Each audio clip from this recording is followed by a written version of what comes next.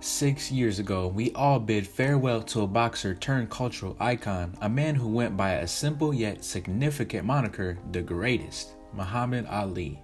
Ali was and still is in many respects bigger than boxing and larger than life. Indeed, he will forever stand as one of the most influential and famous athletes in the entire history of sports. For those not entirely clear or convinced as to why Ali commands such respect and meant so much to so many, this video is perfect as we tackle why Muhammad Ali was the greatest to ever do it. Here are some reasons why he assumed such magnitude and had such a profound impact on both boxing and culture at large.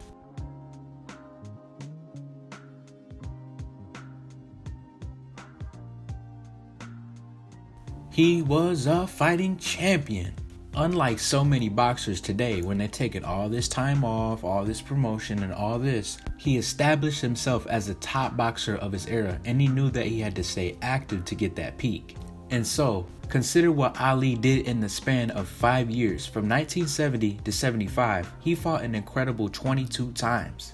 During this unforgettable stretch, Ali gave sports fans his trilogy with Joe Frazier, 2 tough battles with Ken Norton, his unforgettable knockout of George Foreman, and wins over a host of elite contenders including Jerry Quarry, Oscar Bonavena, Jimmy Ellis, George Tuivasa, and Ron Lyle. In contrast, from 2010 to 2015, former world heavyweight champion Vladimir Klitschko competed 12 times while Floyd Mayweather fought just 9 times. He had blazing speed. There is little doubt that a prime Ali was the fastest heavyweight to ever step in the squared circle. His quickness and mobility was especially eye-popping during the 1960s, during an era when big men just did not move like that. His blazing speed and cat-quick reflexes allowed him to introduce a level of artistry and elegance to heavyweight boxing that helped change the public's perception of the sport and pioneered never-before-seen tactics and techniques. Even years past his prime, Ali still enjoyed a decided speed advantage over most of his opponents, which was a testament to his amazing athleticism.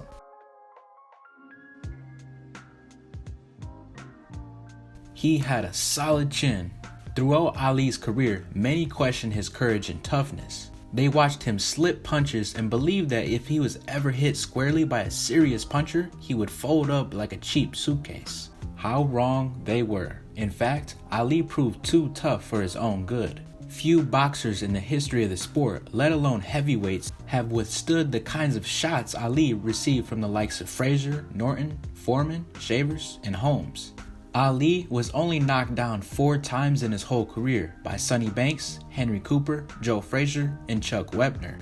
And it should be noted that the Wepner knockdown was the result of the Bayonne bleeder stepping on Ali's foot at the same moment he landed a right hand to the ribs. He was a world champion in every sense of the phrase. Few boxers have fulfilled the title of world champion the way Ali did. Instead of just fighting in his home country or maybe in Las Vegas like so many champions of recent years, the greatest traveled all over the globe and fought in Switzerland, Malaysia, Ireland, Japan, Germany, the Philippines, and of course Zaire, in the process cementing his status as a figure of global significance. He stopped Sonny Liston. Charles Sonny Liston was one fearsome heavyweight. Incredibly strong and powerful, he was regarded as nearly invincible during his heyday in 1964. An aura of menace surrounded this former Khan and leg breaker of the mob, with a reputation so dark that many held the belief that he did not deserve the opportunity to fight for the world title, despite the fact that he had beaten nearly every worthwhile contender before facing champion Floyd Patterson. He then demolished Patterson in just 1 round. The rematch proved more of the same as Liston dominated Patterson from the bell again. Thus, many were predicting a long and dominant championship reign for Liston, and when he agreed to fight the undefeated Cassius Clay in his first title defense, nearly every boxing expert saw an easy win for the champion. Instead, despite some underhanded tactics by Liston's corner that saw Clay temporarily blinded during that match, the brash, young challenger shook up the world and completely outshone Liston, compelling him to quit in his stool after just round 6. Get up there, Joe! Get up there! Get up in the ring! His triumphant return. Elite athletes rarely come back after long layoffs to re-establish themselves as the best of the best. Jordan did it after a year and a half. Does anyone think LeBron James or Tom Brady could sit out 3.5 seasons and then just pick up where they left off? I don't know. Amazingly, after Ali finally won the right to return to boxing, he didn't take up on any tune-up fights, and instead, he faced 2 dangerous top contenders, Jerry Corey and Oscar Bonavena, before fighting the then champion, Joe Frazier, defeating the first 2 and giving Smoking Joe the toughest fight of his career to date. He could talk the talk. Early in his career, Ali saw professional wrestler Gorgeous George perform and realized that being loud, brash, and boastful would help attract attention and sell tickets. Thus, the Louisville Lip was born.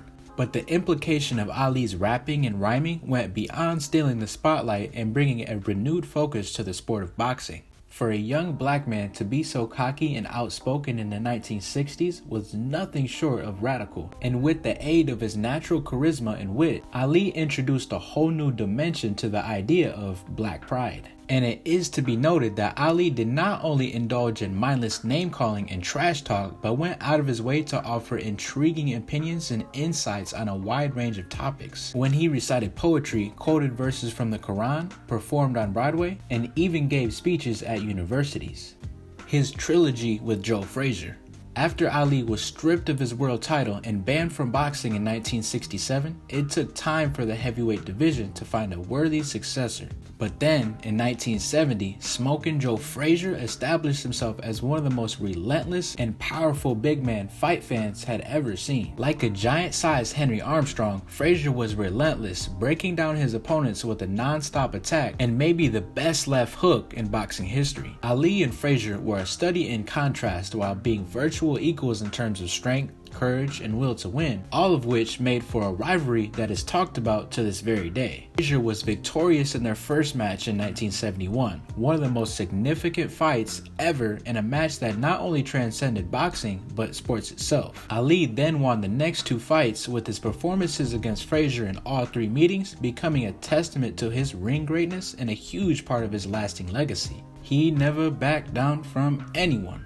When it came to competing, Ali was old school, which is to say that while much of what Ali brought to the boxing was new and unique, when it came to his chosen profession, Ali was not so different from the great battlers of decades past who loved to fight, loved to win, and wanted to prove themselves against the best competition available. It just so happens that Ali's peak came during the heavyweight division's golden age. Never before or since have there been so many big, tough, capable boxers in that weight class, and Ali fought each and every one of them. He didn't shy away from anyone and demanded no catch weights, and he certainly didn't wait for anyone to get old or stale. Instead, the second anyone challenged him or questioned his supremacy, he responded as all truly great competitors do and sought to prove himself again. His incredible political and cultural impact. Books have been written on Ali's influence that transcended sports. He was a leading figure during the height of the turmoil that happened in the 1960s in America. Ali was also a prominent and outspoken critic of American society and an anti-war activist who was arrested for refusing for the draft and denied the right to box during his prime years. There is no way to overstate the significance of all of this. For a young, prominent black man to change his name and religion and loudly proclaim his anti-establishment views in the late 60s was totally unheard of during that time. And to put it bluntly, Ali was fearless, as this came during a time when Martin Luther King, John F. Kennedy, Malcolm X, and Fred Hampton were all assassinated. After his boxing career had ended, he continued to be a force for social change as he rejected the dogma of the black Muslims, advocated for reconciliation and cultural harmony, raised awareness for Parkinson's disease, and even helped rescue hostages from Iraq in 1990. He was the people's champion.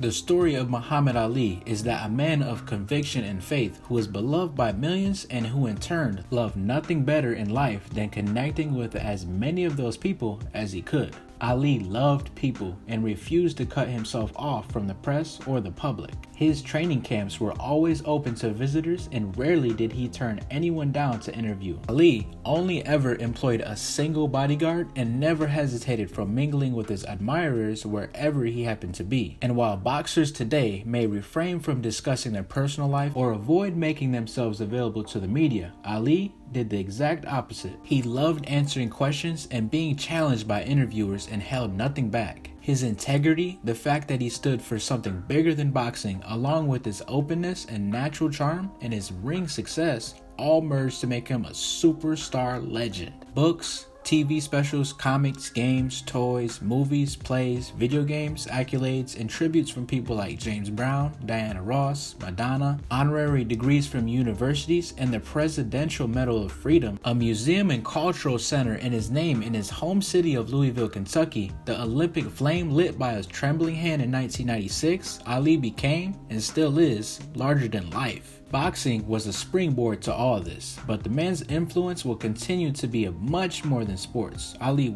is the people's champion, and his legacy will no doubt outlive all of us. Now, if you viewed this, go ahead and give it a thumbs up, please. Subscribe if you're new. Appreciate the view, and as always, thank you for watching.